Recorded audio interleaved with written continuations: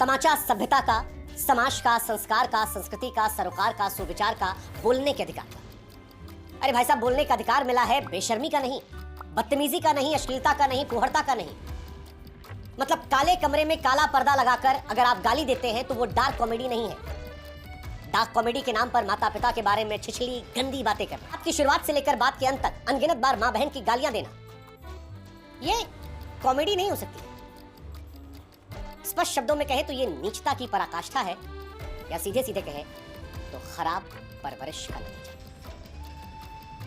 बुरा लग सकता है पर लगना चाहिए। अब जो किया है उसका कुछ तो आएगा, और सही कहते हैं अति का अंत निश्चित होता है। वरना जिस देश में क्रिकेट और कोविड को छोड़कर विरले कोई ऐसा मुद्दा हो जिसमें हर उम्र, हर धर्म, हर वर्ग का आदमी एक सुर में सुर मिला, उस देश में आज पूरा देश एक साथ कह रहा है शट अप। इन सबको कह रहा है, ये जो काला पर्दा लगाकर काले कमरे में गाली दे देकर डार्क ह्यूमर का जिक्र कर रहे हैं और ही कर रहे हैं, उनको समूचा देश कह रहा है शट अप। आप नजर उठाकर देख लीजिए, चाहे महाराष्ट्र का पक्ष विपक्ष हो, दिल्ली में बैठे नेता, किसान नेता, महिला आयोग, सोशल मीडिया पर लोग, या हम जैसे आम, आज हर कोई कह रहा है कि इन पर कार्रवाई हो। इन तीन चेहरों को आपने कई बार देखा, कहने को तीनों कंटेंट क्रिएटर है, इन्फ्लुएंसर है, मिलियंस में फॉलोअर है, नामी है, पैसा छापा है, लेकिन अब ये तीनों बदनाम है। एक एक करके इनका परिचय करवाते हैं। समय रैना का शो इंडियाज गॉट टैलेंट, समय के बारे में बाद में बात करेंगे। पहले बात करते हैं अश्लील इलाहाबादिया की, सॉरी रणवीर इलाहाबादिया। हालांकि अब सोशल मीडिया पर जितना उन्होंने ख्याति पाई है वो वल्गर इलाहाबादिया या अश्लील इलाहाबादिया के नाम से मशहूर हो गए।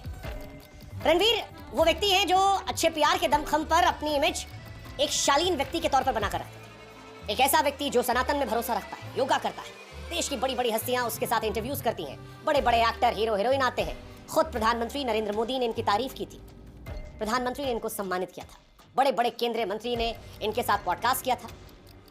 लेकिन अच्छे प्यार के दमखम पर बनाई एक झूठी इमेज खत्म हो जाती है। समय रैना के शो में इनका सारा काला चिट्ठा दुनिया के सामने आ जाता है। खुलकर सामने आता है कि यह आदमी अंदर से कितनी घिनौनी सोच का है, इस आदमी के भीतर कितनी अश्लीलता भरी है, इस आदमी के दिमाग में शर्म, हया सब मानो घोट कर पी चुका है।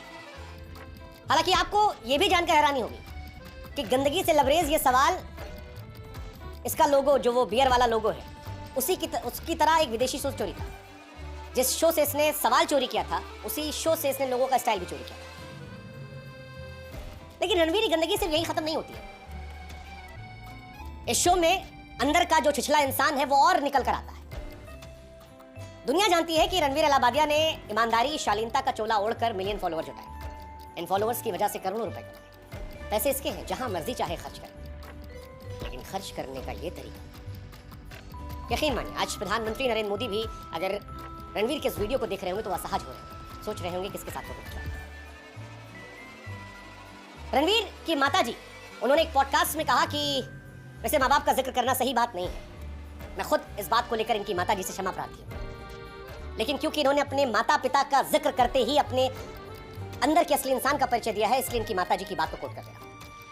रणवीर इलाहाबादिया की माताजी ने एक पॉडकास्ट में बताया कि उन्होंने अपने बेटे को बड़े अच्छे संस्कार दिए, अच्छे सरोकार दिए, अच्छी परवरिश की। आज माताजी से हम सवाल पूछना चाहते हैं कि जिस संस्कार का जिक्र आप कर रही थी, क्या वो ये संस्कार था, ये सरोकार था, ये परवरिश थी? क्या किसी भी सभ्य परिवार के माँ बाप ये सोच सकते हैं कि उनका बच्चा ऐसा सवाल करे, ये करने की कल्पना करे? माफ कीजिएगा आंटी जी, आज एक माता के तौर पर आपके लिए दुख है, लेकिन बड़े दुख के साथ कहना पड़ रहा है कि you failed as a parent. I am sorry, this is brutal but सच ही aunty ji, and I am sure आपको भी एहसास हो। रणवीर को इस देश के तमाम दिग्गज फॉलो करते हैं।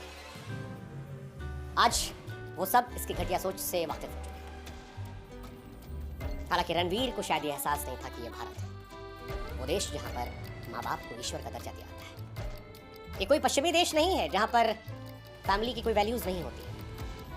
रणवीर ने विदेशी शो से सवाल तो कॉपी कर लिया, लोगो चुरा लिया, मगर ये सवाल ने उसकी सोच को, उसकी परवरिश को उधेड़ कर दुनिया के सामने रख दिया कि ये आदमी कितना गंदा, कितना बदबूदार, कितना घटिया है। पैसा कमा लिया तो एक व्यक्ति को 2 करोड़ दूंगा, ये करोगे? छी छी शेम। अब बात करते हैं दूसरे शख्स की, नाम है अपूर्वा मखीजा।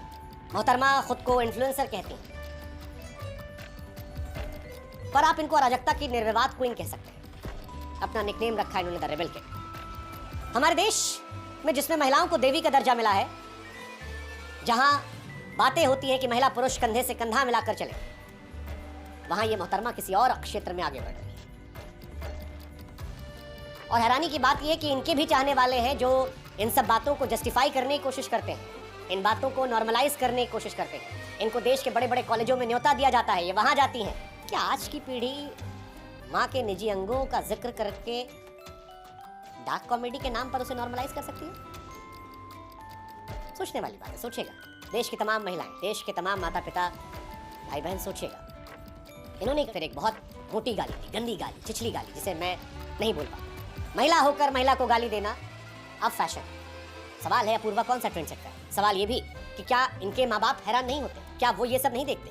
बदतमीजी और फुहड़ता की ये इंतहा को देखकर क्या इनके माँ बाप असहज नहीं होते? क्या ये लोग जो इंस्टाग्राम को अब एक गंदगी का अड्डा बना चुके हैं, और ये सिर्फ अपूर्वा तक नहीं, और बहुत सारी लड़कियां हैं जो दिन रात कपड़े खोल कर व्यूज कमा रही हैं, इनके माँ बाप भाई बहन नहीं है, वो असहज नहीं होते? क्या अपूर्वा अपने माँ बाप भाई के सामने भी इन शब्दों का इस्तेमाल कर सकती हैं? और वो कैसे माँ बाप हैं जो अपनी बेटी के इस तरह के व्यवहार पर शर्मिंदा नहीं है? या फिर ये मान ले कि वो जो गाना था, ना बीवी ना बच्चा ना बाप बड़ा ना भैया सबसे बड़ा, माँ बाप भी असहजता को विटामिन एम से शांत कर लेते हैं कि पैसा आ रहा है। सोचेगा और इसको नॉर्मलाइज होने मत दीजिएगा। ये नॉर्मल नहीं है, ये नॉर्मल नहीं है, ये हमको आपको सोचना समझना है। खैर, अब आते हैं उस व्यक्ति पर जिसने इस कार्यक्रम की संरचना की। नाम समय रैना। सच कहूं तो कश्मीर से आने वाले समय रैना की शुरुआती दौर में खुद का मजाक उड़ाती कुछ वायरल क्लिप्स जब आती थी सामने, तो कई बार हम भी गुदगुदा लिया करते थे कि ये व्यक्ति अपना ही मजाक उड़ा रहा है।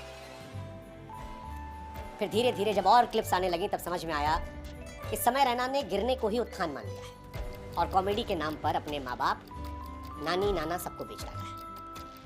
इसी शो में, इसी कार्यक्रम में समय रैना कहते हैं कि कोई मेरे शो में अगर पॉर्न शूट कर दे तो मजा आ जाएगा, इंटरनेट फट जाएगा। हालांकि समय को लेकर बहुत सारे लोगों का मानना है कि ये जो घटना हुई है, जो पूरा विवाद हो रहा है, इससे समय को नुकसान नहीं होगा। वो कहावत नहीं, नंगा नहाएगा क्या निचोड़ेगा क्या। समय यही करते आए हैं, वो यही कर रहे हैं, इसलिए लोग हैरान नहीं है। लेकिन आपको ये बात जानकर हैरानी देगी कि समय रैना के पिता राजेश रैना जी इस देश के प्रतिष्ठित पत्रकार हैं। उनके पढ़ाए सिखाए बहुत सारे लड़के आज देश के बड़े बड़े चैनलों में बड़े पत्रकार हैं। लोकतंत्र के चौथे स्तंभ रहने वाले राजेश रैना जी के सुपुर्द जो है, क्या उनको आज अपने बेटे पर शर्मिंदगी नहीं हो रही? समाज को सही दिशा देने वाले राजेश सर, अगर आज ये वीडियो आप तक पहुंचा है, आप इसे देख रहे हैं, तो एक सवाल हमारा आपसे है कि अमिताभ बच्चन के सामने बैठने पर जो आपको गर्व की अनुभूति हो रही थी, आज क्या मन में सवाल नहीं आ रहा कि परवरिश में कहीं कमी नहीं रह गई? आपका बेटा जैसा है ना सर, वैसा कोई भी बाप अपने बेटे को नहीं बनाना चाहता।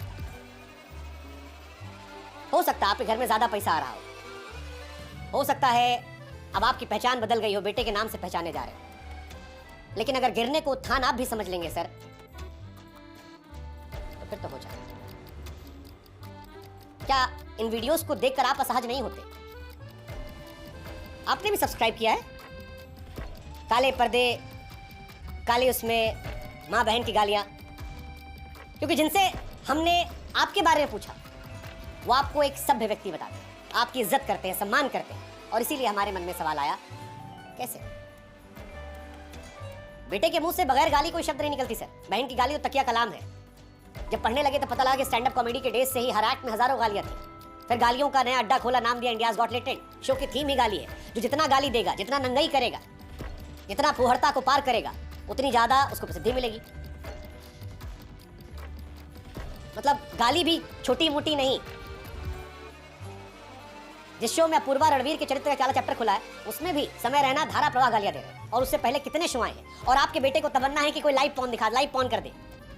और इससे पहले भी एक महिला आई थी, बहुत कुछ वायरल हो चुका है शो में। हैरानी होती है, कौन बनेगा करोड़पति जैसे प्रतिष्ठित शो में बुलाया गया था। शर्म आती है कि अमिताभ बच्चन जैसे कद के अभिनेता के सामने ऐसे लंपटों को बैठाया गया। हालांकि उस शो में समय खुद कहते हैं कि अमिताभ बच्चन नायक है, मैं नालायक। सही कह रहे थे सर। न भाषा की तमीज है, न परिवार का संस्कार। सर गाली देने को धंधा बना लिया, गिरने को थान समझ लिया। क्या कहा जाए। सोचिएगा सर, पैसे की तरह भी दुनिया, समाज में आपको भी रहना है।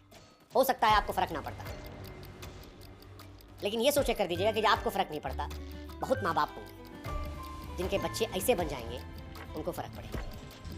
आपकी आज़ादी आपको मुबारक, लेकिन ये किसी और के दुख का कारण ना बने, इसलिए कम से कम एक बार अपने बेटे से बाकी खैर, इन तीनों ने अपने शो में सभ्यता की नत उतार ली। मुझे नहीं मालूम कि इनकी अश्लीलता पर कौन कौन कहां कहां ठहाके मार रहा है, मगर इतना जरूर है कि अश्लीलता देश के एक बड़े वर्ग को रास नहीं आई। महाराष्ट्र सरकार के कई मंत्रियों और नेताओं ने इस पर सवाल खड़े किए। खुद महाराष्ट्र के मुख्यमंत्री देवेंद्र फडणवीस ने कहा कि व्यक्ति के भी नियम है, अगर कोई उसे पार करेगा तो कार्रवाई होगी। इन पर मामला भी दर्ज किया गया है। उधर आक्रोश की आग फैलने के बीच जब विरोध के तीर निकलने लगे और जब लगने लगा कि भैया करियर दांव पर है, कार्रवाई हो सकती है, फजीहत हो रही है, सोशल मीडिया पर लोग गाली दे रहे हैं, इनको उल्टा जाके आईना दिखा रहे हैं, अनफॉलो कर रहे हैं, मुख्यमंत्री ने बयान दे दिया है, महिला आयोग एक्टिव हो गई है, देश के अलग अलग राज्यों में एफआईआर हो रही है, तब रणवीर साहब सामने आते हैं और माफी मांग लेते हैं। लेकिन फिर वही बात, माफी कब मांगी? मुख्यमंत्री के बयान, महिला आयोग की शिकायत के बाद, सोशल मीडिया पर लानत फैलाने के बाद। वरना इन्होंने भी अपना कमेंट सेक्शन बंद करके बचने की पूरी कोशिश की थी। इसीलिए हमको लगता है कि जो किसी ने कहा था कि a forced apology is never from the heart. बाकी कानून अपने हिसाब से काम करेगा। समाज के तौर पर माफ करना है नहीं करना है वो आपका है, इसमें हमारा कोई हस्तक्षेप नहीं है, इसके फैसला हम आपका छोड़ेंगे। लेकिन जरूरी जो है वो ये कि इस तरह की अश्लीलता पर रोक लगे। बहुत जरूरी है ऐसी कठोर कार्रवाई हो कि कोई भी ऐरा गैरा नत्थु खैरा सोशल मीडिया पर ऐसी गंदगी फैलाकर उसे नॉर्मलाइज करने की कोशिश करने के पहले 50 बार सोचे। ये जरूरी है। अपने लेना सही, अपनी आने वाली पीढ़ियों के लिए जरूर सोचिएगा। ये सोचिएगा क्या आप अपने बच्चों को ऐसा देखना चाहते हैं? क्या आपकी बीवी, आपका पति ऐसा हो चलेगा? बाकी आप